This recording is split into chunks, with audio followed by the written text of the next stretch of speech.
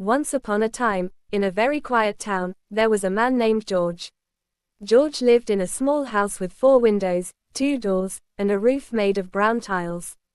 Every morning, George woke up at exactly 6 o'clock. He would sit on his bed for 5 minutes, then he would stand up slowly. After that, he would walk to the bathroom, which was only 6 steps away from his bed. He would wash his face with cold water, dry it with a towel, and then look in the mirror for a short while.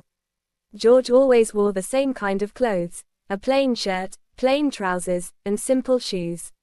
He liked his clothes because they were not too bright, not too dark, not too loose, and not too tight. After dressing, he would walk to the kitchen. The kitchen had 1 table, 4 chairs, and 1 small cupboard. Inside the cupboard were plates, cups, and 2 jars of sugar. For breakfast, George always ate the same thing, 1 slice of bread, 1 boiled egg, and 1 cup of tea. He drank the tea slowly, sip by sip, until the cup was empty. Sometimes the tea was a little hot, and sometimes it was a little warm, but it was never too cold. When he finished, he would place the empty cup back on the table, exactly in the same place every day. After breakfast, George liked to sit in his chair. He sat very still and very quiet.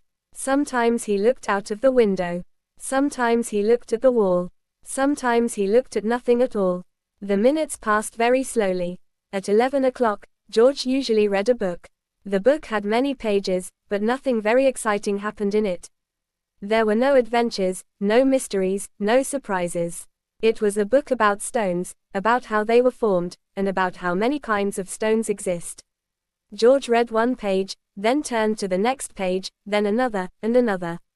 He read until he felt a little sleepy, and then he closed the book gently. At 12 o'clock, George ate lunch.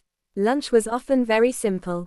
Sometimes it was a small bowl of soup, sometimes it was a piece of bread, and sometimes it was just a cup of water.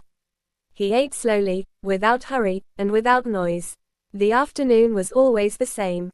George sat on his chair, he walked a little around the room, and sometimes he looked at the clock. The clock ticked slowly, 1 tick, then another tick, and then another.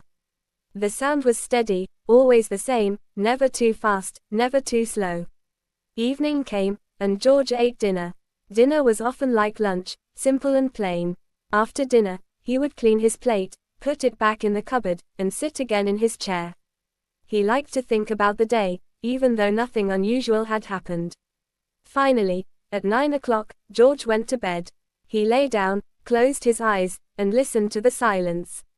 The silence was long and deep.